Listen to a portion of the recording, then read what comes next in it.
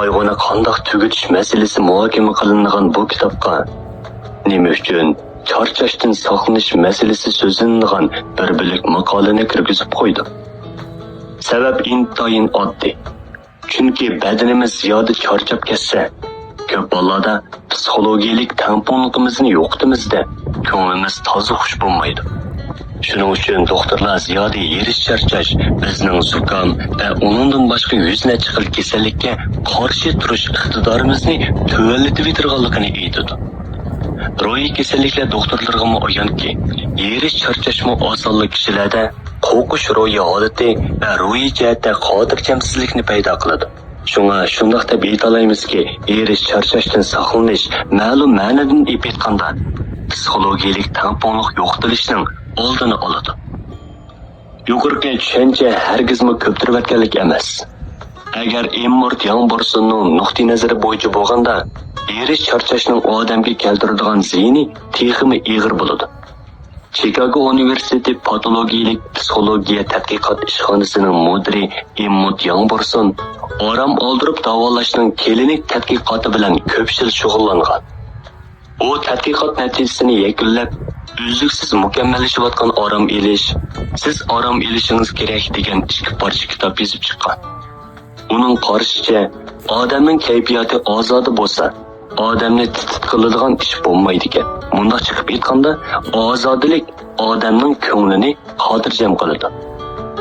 Buningga qarab shundoq deb aytalamizki, charchash va ko'ngil beorom bo'lishdan saqlanishning birinchi prinsipi orom elish bo'lishi kerak. Ziyoda charchab ketishdan ilgari cho'qim orom elishingiz lozim. Shundoq, orom elish, og'riq chiqarish va kayfiyatni yaxshilashning eng yaxshi usuli. Bu Amerika armiyasi ofitserlarining uzoq muddatlik amaliyotdan chiqargan yakuni. Ularga ayonki, yosh bo'lgan holatda ko'p taraflama tajriba ko'rgan, uning ustiga jafo mushaqqatga bardoshlik beroladigan yosh jangchilar bo'lgan holatda birdan jiddiy harbiy yurish qilgandan keyin 10 minut bo'lsa ularni yuk taqlarining ustida yotqizib orom oldirish kerak. Bo'lmasa ular bardoshlik berolmaydi. Bizning yuragimizmi bu qoidani qismlardagi ofitserlarga o'xshash tushunadi.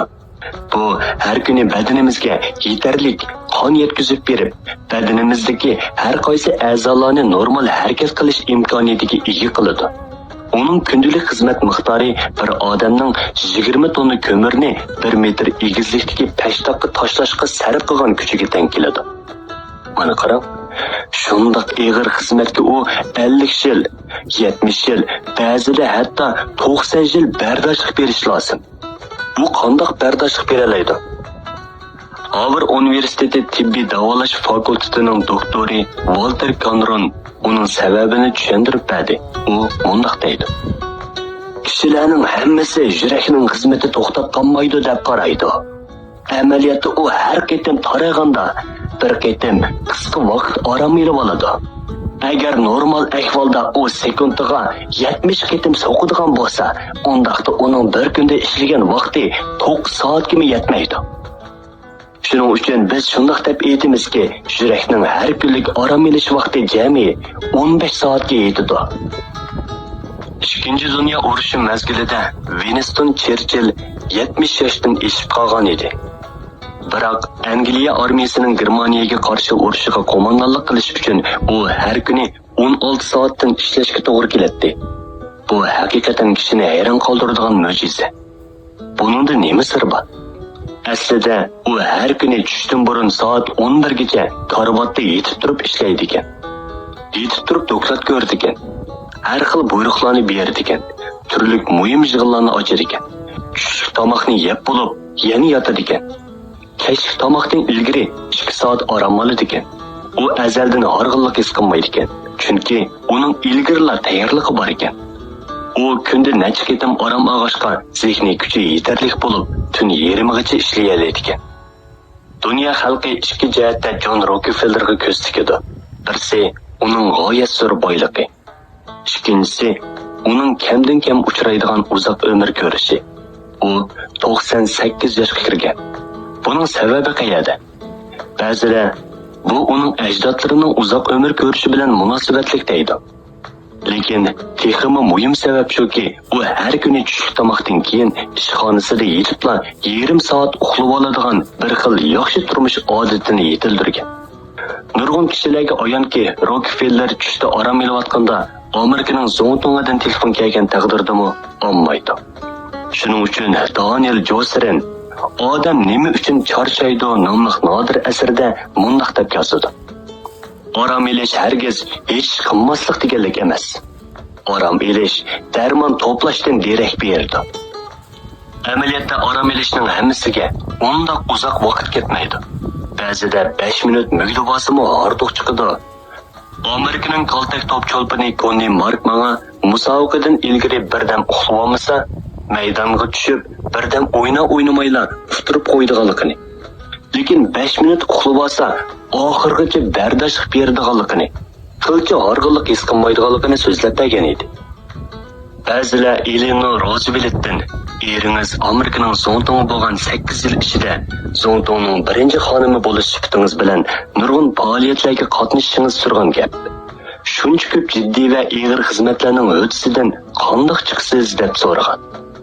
Eleanor Roosevelt javob berib, harakatin birar yig'ilishga berib, nutq so'zlashdan ilgari doim o'rindiqda o'ltiribla ko'zimni yumib 20 minut orom olib olaman degan.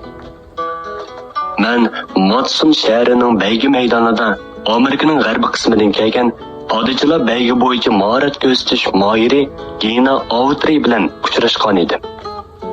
Uning kiyim almashtirish uyida bir safar karvati qo'yilgan ekan. Gina bu karvatni ko'rsatib turib, menga mundaq dedi. Har kuni tushdan keyin bu karvatga yetib birdam uxlab olaman. Mahorat ko'rsatish orlig'idagi bo'sh vaqtlardimi ko'pincha yetib orom olaman. Hollywoodda kinoga olganda texmi orom olaman. Ko'p ballada langshimi o'rniqda yetib 10 minutcha uxlab olaman. Men yaxshi musobaqalashish holatimni mana mushuninga tayinib saqlab kelyapman. Edison o'zining olayda iqtidorini har qanday vaqtda uxlay oladigan mahoratimga mansub deb qaragan. Chunki u vaqtni ching tutib orom olishni bilgan. Shunga uning xizmat unumi ham yuqori bo'lgan, ham uzoq davomlashgan. Henry Ford 80 yoshga kirgan yili men uni maxsus ziyorat qilgan edim. Uning chiroyidan nur yig'ib turardi. Noyda ruhli tetik ko'rinardi. 80 yoshlik oqsoqolga zodi o'xshamaydi. Uningdan qanday qilib teningizni bundoq obdan asrab keldingiz deb so'rasam, u mundaq deb javob berdi. Mening o'zimni asrash usulim intayin oddiy. U bo'lsa-mu, yotquchilikim bo'lsa hargiz o'ltirmayman. O'ltirg'uchilikim bo'lsa hargiz o'rtirmayman. Kishilar hozirgi zamon ma'rifining otisi deb ta'riflaydigan Xorak Manmo Henry Fordga o'xshashlar o'zini asrashni biladigan odam. U maktab mudiri bo'lib turg'uliq ahvol etib kelgan o'quvchilarni ko'p ballada uzun kresloda yetib turib kutib olgan. Bir ketam men Hollywood film shirkatining bir direktoriga bu usulni tanishtirib qo'ygan edim. Keyin u bu usulning haqiqatan unum berganligini e'tirof qildi. Men gapini qilayotgan bu direktorning ismi Jack Chertok. Men uning bilan tanishgan dastlabki chog'larda u qisqa film bo'limining direktori edi. Oldirash xizmat kun bo'yi uning beshini aylantirib, gangirtib qo'ygan. U charchab va zaiflashib, uxtigichilikka qolmagan. Badanni quvvatlantiradigan har xil dorilarni, vitaminlarni ichgan, lekin qilcha unumi bo'lmagan. Shuning bilan men uningga har kuni o'zini ozod tutish taklifini berdim. Konkret usuli ssenariy yozuvchilari bilan suhbatlashganda 4 a'zoyini bo'sh qo'yib berib, ishxonadagi kresloda so'zilib yetib so'zlashdan iborat. Bu ish bo'lib 2 yildan keyin uning bilan ko'rishganimda u nihoyat ruhlangan holda mundaq dedi. Haqiqatan karamat mo'jiz ekan. Hatto mening doktorimmi menda bundoq zo'r o'zgarish bo'lganligiga ishonmay qoldi. Ilgari biz bir yangi qisqa film ustida fikr yurgizganda o'rnimizda qo'rinib va ketib o'tirishga odatlanib qolg'ashqa toza ozodlik his qilolmaydik. Hozir bundoq masalalarni muhokama qilganda men doim kresloda yetib turib fikr qatnashtiraman. Men salomatligimning to'limi yaxshiligini his qilaman. Har kuni ilgarigidan 2 soat ortiq ishlayman. Lekin og'riqlik his qilmayman qaran. Qadrli kitobxon, siz qanday qilmoqchi bo'lyapsiz? Balkim siz, men bo'lsam mashinist. Men Edison tajribaxonasida xohlagan chog'da yetib uxlagandek ishni qilsam bo'lmaydi. Men bo'lsam buxgalter. Shirkatning hisoboti ustida boshlig'im bilan muzokara qilganda kresloda ko'zimni yumib yetib olib aramasam bo'lmaydi deyishingiz mumkin. Holbuki, agar siz bir kishi shaharda yashayotgan bo'lsangiz, uyingizga qaytib, tushlik tomoqni yeb bo'lgandan keyin ko'zingizning ochig'ini chiqarib olishga 10 minut vaqtni chiqara oladigansiz. General Marshallmo vaqtni ashundoq ching tutib aramolatdi.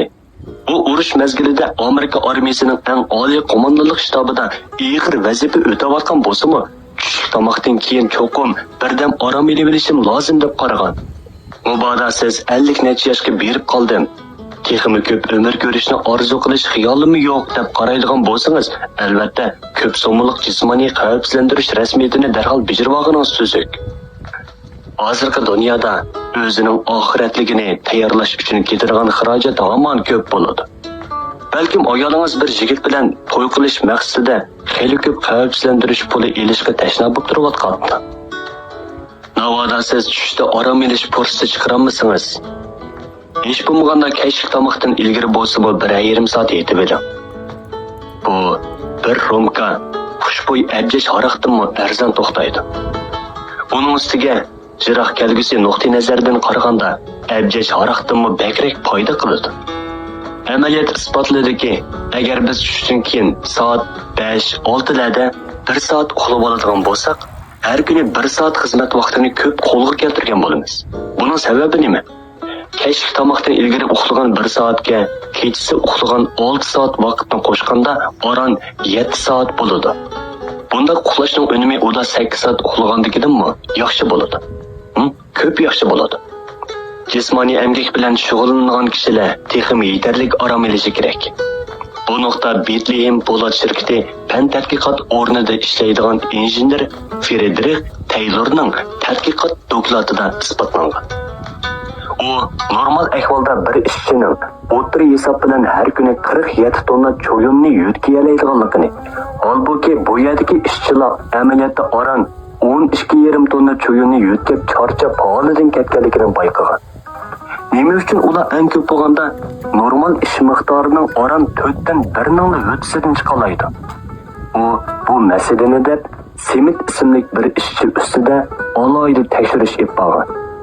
U bu ishchidan belgilangan vaqtga qattiq amal qilib ish ko'rishni, ya'ni ish nazoratchisi mol yutkazishni yutkashni, orom ol desa orom elishni talab qilgan.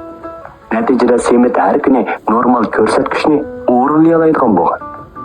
Taylor Bethlehem Polat zavodida ishlagan 3 yil vaqt ichida Semitning emgak iqtidori ozroqmi tuvallab ketmagan. Nima uchun Semit yuqori unumga yetalaydi-yu, boshqa ishchilar yetanmaydi? Chunki u charchab ketishdan ilgari ishini to'xtatib orom olgan.